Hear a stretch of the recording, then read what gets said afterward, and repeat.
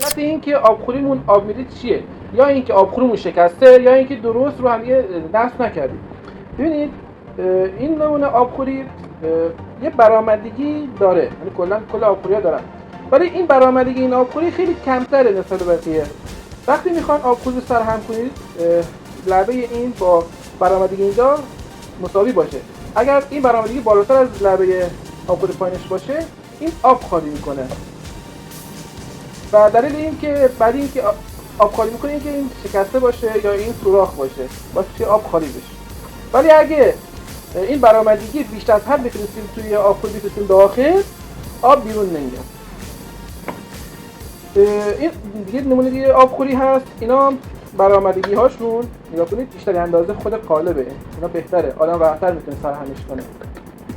اینا بهتره، راحت‌تره. این هم آبخوری کوچیکه. این هم باز آبخوری سطحیه که باز اینجا برآمدگی داره. شما این آبخوری دیگه نیاز نیست تنظیم کنید. همین که بفرستید داخل خودش تنظیم می‌کنه.